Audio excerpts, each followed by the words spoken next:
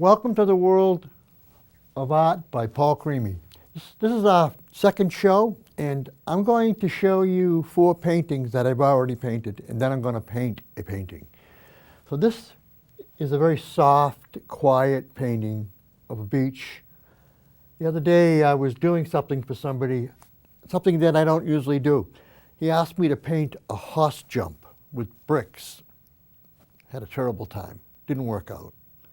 So I felt really terrible the next day, and I wound up doing 4 or 5 of these beach paintings. And I brought them to show you what I can do and what I want to do. And tonight I'm going to do one too. We're going to decide amongst us if it's going to be a violent beach or a quiet beach. This happens to be a very quiet, soft beach with the rocks, and the sky is really soft. So you get to see this one. I'll put this out of the way, and I'll grab something a little more violent. I love to do storms, and this has got a really powerful storm feeling. The sky is still, I'm not too sure, but I've seen skies like this where it's moving and it's pushing the water around and it's pulling it back and forth. And I love this kind of a painting. It has its own personality. We all get caught up in the niceness of painting sometimes, and we can't always see that because the ocean has its personality, so don't we. So we'll go back to the nice one. I don't know if I'm finished with this one. I was working on this yesterday, and I never had enough time. So I really think that I'm going to go back and put clouds in this painting, some nice big ones. I was driving to Middleborough from my house in Pembroke, and the sky was filled with these magnificent clouds. God, why can't I do a whole series? I have done series. In fact, years ago, I spent 2 years painting paintings of just clouds. And every one that I did sold. Crazy. I called it my cloudy money. My wife would laugh. I said, I just sold another bunch of cloud paintings. And she says, aren't you tired of doing the cloud paintings? And I said, no. So this is another one. After I did this one, I did this one. And it has the rocks on the beach. There's this place in Cohasset called Black Rock Beach. And it has this kind of a feeling. And I just love the activity in this particular painting. It has a very moving softness. It's not as violent as the last one, but it still has that power. So we're going to paint one tonight. I got a canvas, and personally, I always paint a black canvas. I went and bought these. They had them on sale at Michael's, and they buy one, get 2 free. I'm like a kid in a candy store. I probably have 300 or 400 canvases in my studio in different rooms, storage. But there's something about these black canvases that I really love, and so they make it so much easier. The black makes the color jump at you, and that's what you want in a painting. You want to feel present in the painting, and that's the way I paint. Every one of those paintings I just showed you, you feel like you're there. And that's what we're going to achieve tonight. So I'm going to paint this painting. So I'm going to get a brush. There's a bunch of brushes here that I use. I got them in the water. So what I do is I just start to put the sky in. And I mix the colors like this. I don't know if it's going to be this dark or not. We'll see. And I find that if you twirl the brush when you do this the first time and go back over it and over it, it covers up the black and it gives you a nice foundation. And you're going to see this the way I paint, that I don't waste any time. I just paint. I don't get crazy thinking about what am I going to do here, what am I going to do there. If I do that, then it takes forever to paint the painting. I think sometimes you lose the rhythm of the painting by worrying about what you're going to do and what you're not going to do. Should you paint this? Should you paint the sides? Should you paint the canvas? I just paint everything. This is not my easel. I borrowed this easel from them. I forgot my easel. I went from Middleborough to my studio in Hanson, 1000 Main Street, Hanson, and I packed up all the stuff for the show. So you see me pushing this paint around, and it's not anything special. I'm just pushing it around to get it on the canvas, and then I'll start doing the real painting, which is what the painting will look like. So I'm covering up the black. And I use a blower, a hair blower. I've always used a hair blower. I've been using it for as long as I can remember. It drives some of these people that have these shows crazy. I mean, Pembroke wouldn't let me do it, and Hanover doesn't mind. And some of these people, they think they want to control the artist, and it's the artist that should control them. But, you know, you get crazy. At my age now, at 76, I don't get excited or put down or pushed around by other people's opinions. I just do what I do. So we're painting the whole thing blue. It's just a little softer because it's the water. The sky's a little darker. We got to leave room, and I don't like all of that spotty stuff that's going on in this, so I just push it around like this some more. You're going to see this painting take shape. It's going to be a little stormy maybe, but let's get it down and see what happens.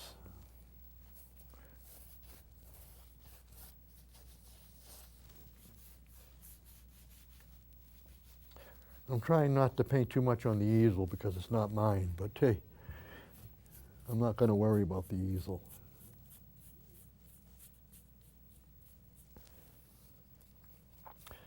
All right, so we got this down. Let's throw some sand on the beach. We're going to put some rocks in here and all kinds of stuff.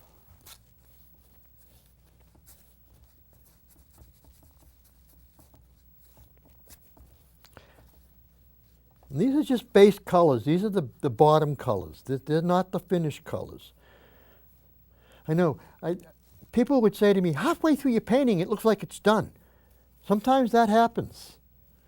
And sometimes you can overpaint what you're doing. If you're not paying attention, if you got your mind somewhere, or if you think it's doing this. And so these lights can be a little overpowering sometimes, and it changes what you're doing, what you're seeing.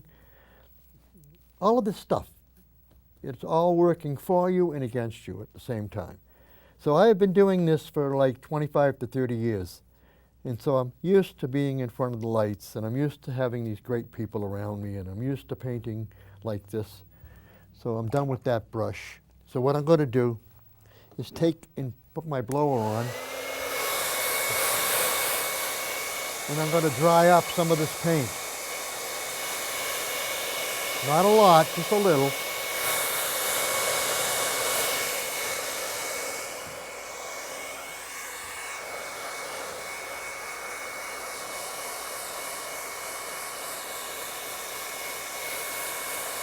So I take out some of the moisture in the paint. Not at all. I don't want to get it really dry. But it almost looks like a painting now. All depends on what you're looking for.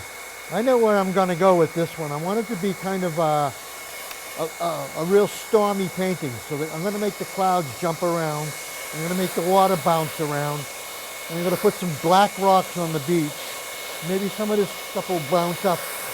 It's all going on inside my brain right now for what we're going to do.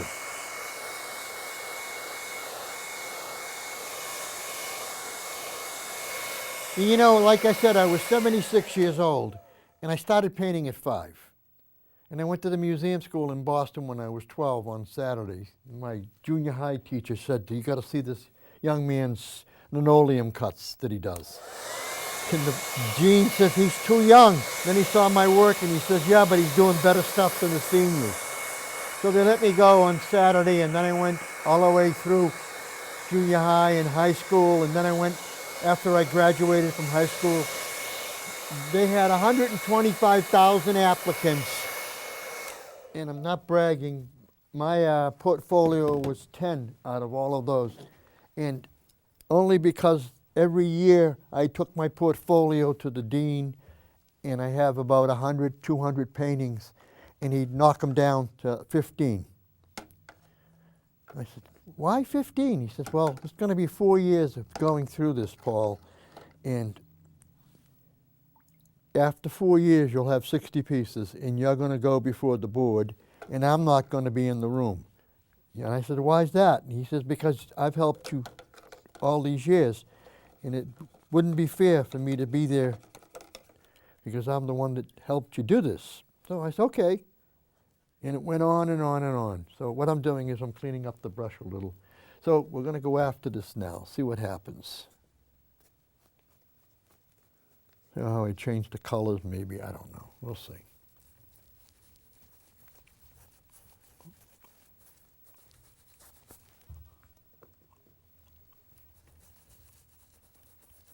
Yeah.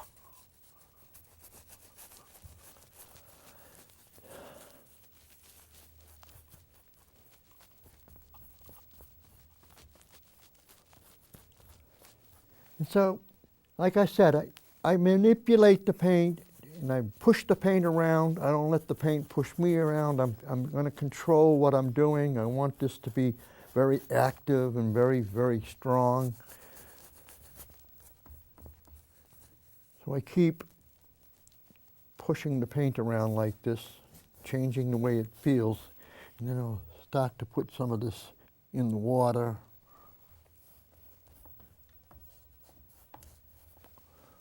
Some darker stuff.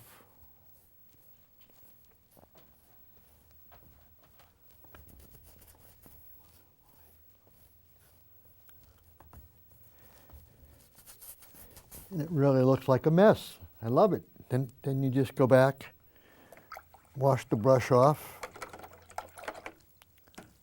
take out some of the water in the paint.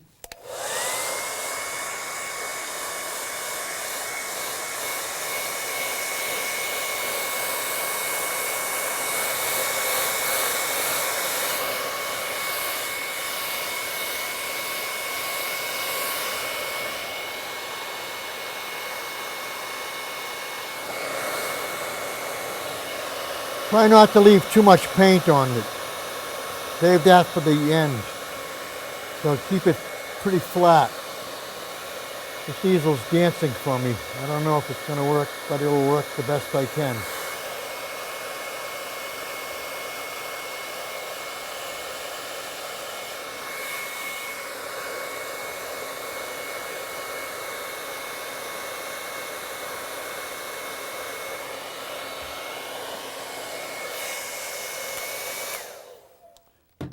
All right, let's go back to the big fat brush again.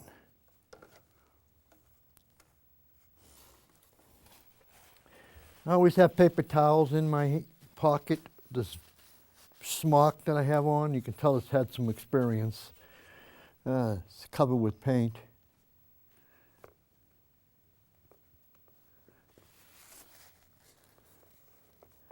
I'm looking at those other paintings after I showed you, and I said, you know, I would really like to do something super dark tonight. Maybe,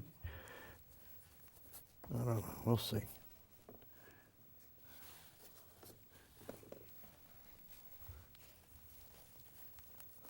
I studied with a woman in Situate, and I'm trying to think of her name, because it was so many years ago. Sybil or something like that. Oh, she was great. She was elderly. She was in her late 80s, early 90s, something, God.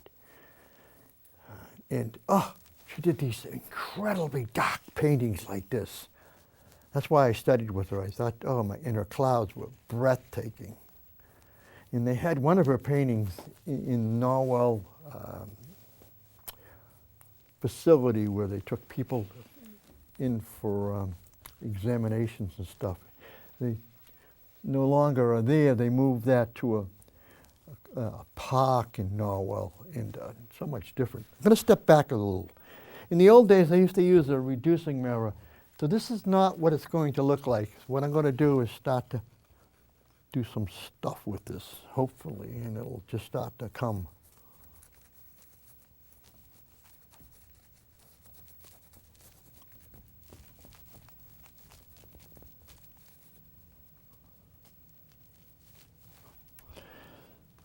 So what I use is white acrylic, and I mix it with another white. It's used painting the canvas. And it's real thick. It changes the quality of the paint. They paint the canvas with it so that it gives the canvas a base.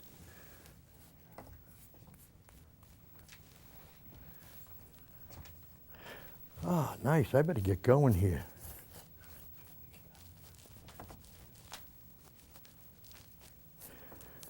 "15 minutes goes by so fast when you're doing something like this. You think, oh my God, I have all this time, and all of a sudden, boom, it's time to go home.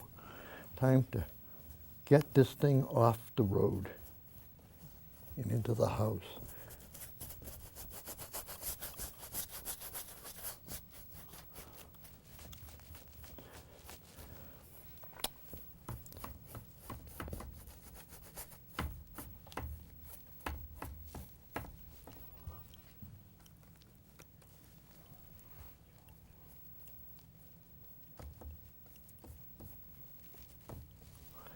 All of a sudden, you're going to start to see this take,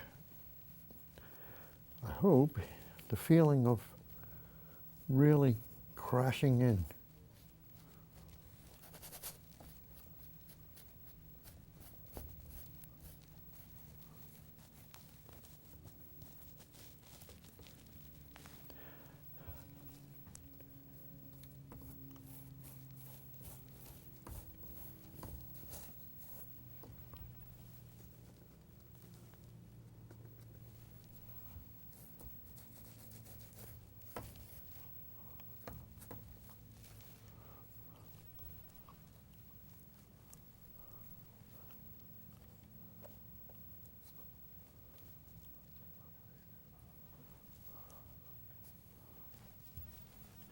I'm going after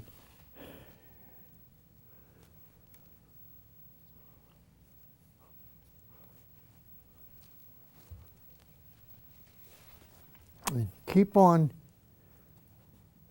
applying the thicker side of the brush.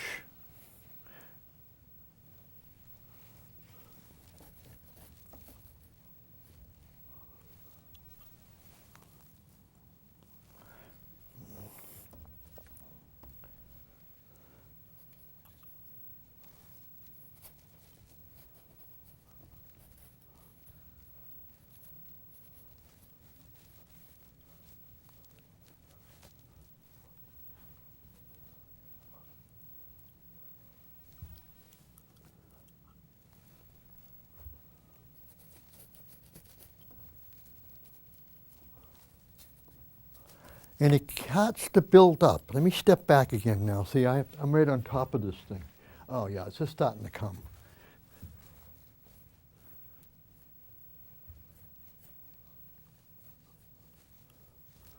Let's put something up here.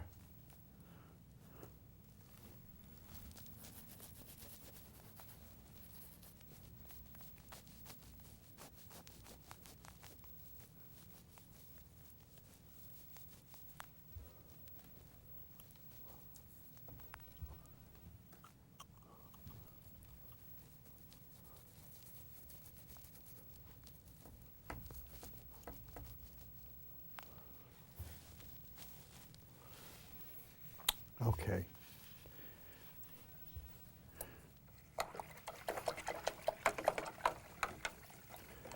I just want to get some black out. I don't think I put it in the...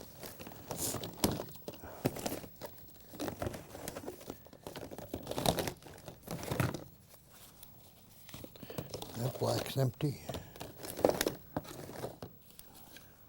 see if this one's empty.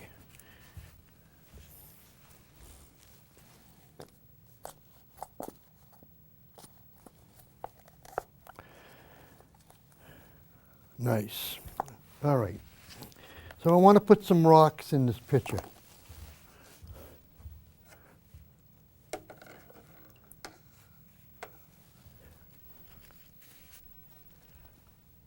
Mix it with a little blue, touch of white, a little brown.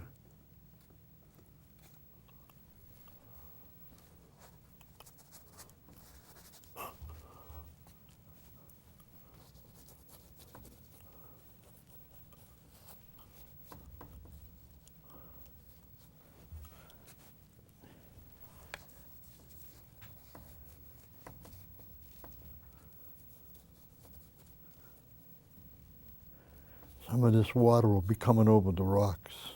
Put a few small ones in here.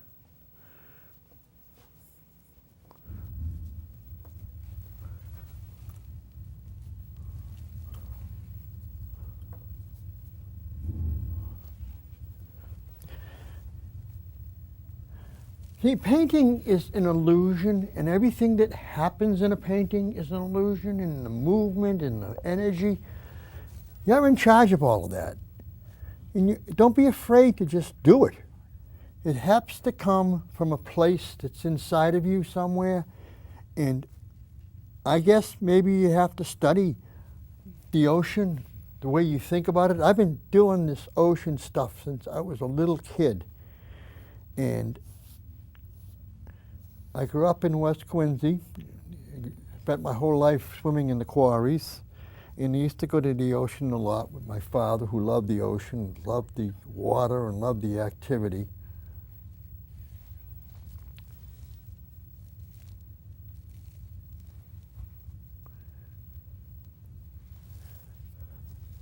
Because my father was not too crazy about me being an artist. He wanted me to be a barber. My dad was a barber, his father was a barber, his father's father was a barber. And when I got out of the Marine Corps, boy, this is really jumping out. I had a disability. I lost my hearing, and so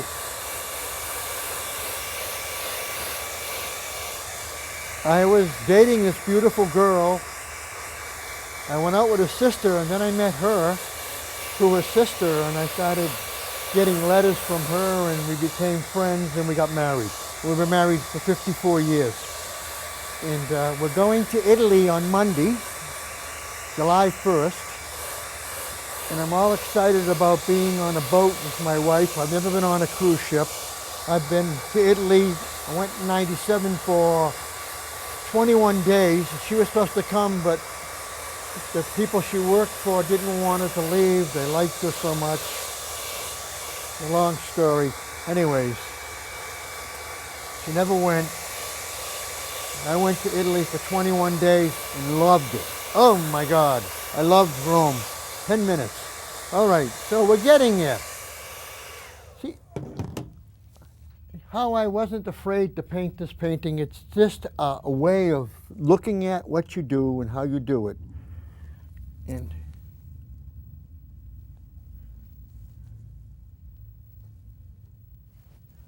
this is I forget what they call this brush. I don't know. They have a name for this silly brush. Cloud brush, I think. It helps you put some of this energy into the painting. You can do beautiful clouds with it.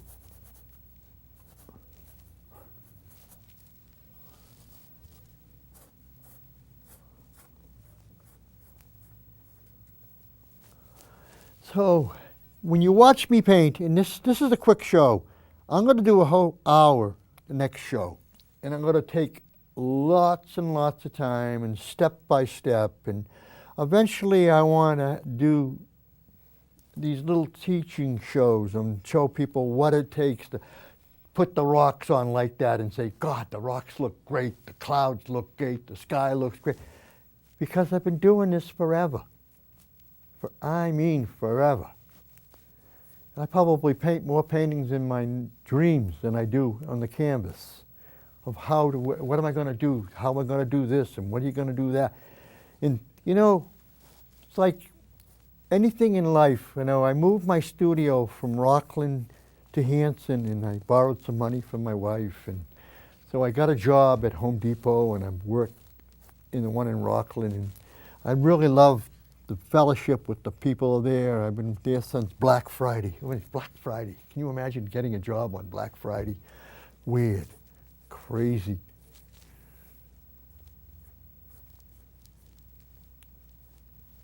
I'm going to step back and take a look because I'm so close to this. Yeah, this has got a nice, strong, powerful feeling. I love the way it looks. Sometimes when I do stuff like this, the people in the back room will say, why did you touch that for? It was perfect right there. It may be perfect for somebody else that's sitting there, but I just don't want it to take over the whole painting. I want the whole painting to have its personality. So now we put a little zip on the beach, and we're almost done with this.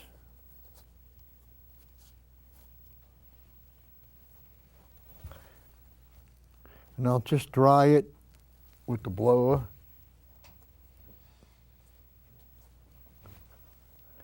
"5 minutes. God, how can the time go by?" All right. Not a bad first date.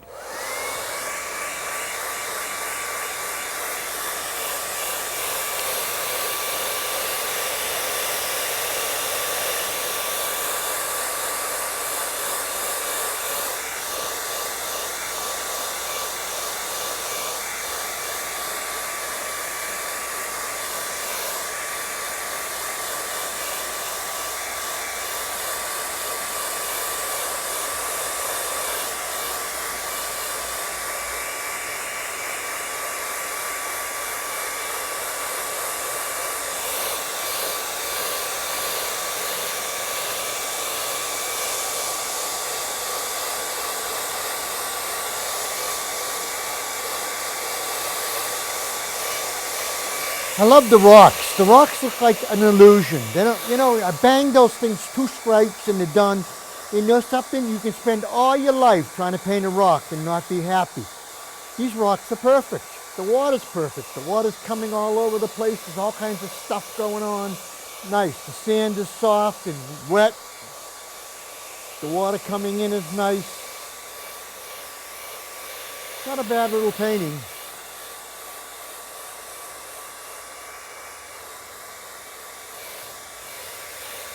But I could take this to the studio and work on it tomorrow. Oh, if it wasn't working tomorrow at the other place, I would take it to the studio and I would put it on the easel and I'd sit in my rocking chair and spend an hour or so looking at it and then going back and doing certain things, like taking a tiny little brush with a little,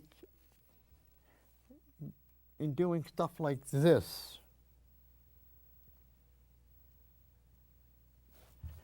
Detail. I don't like to put too much detail in a painting when I'm doing a demonstration, but sometimes you have to just put a little touch here and there. And so it's like a signature thing, like, you say, wow. And we're running out of time here, so.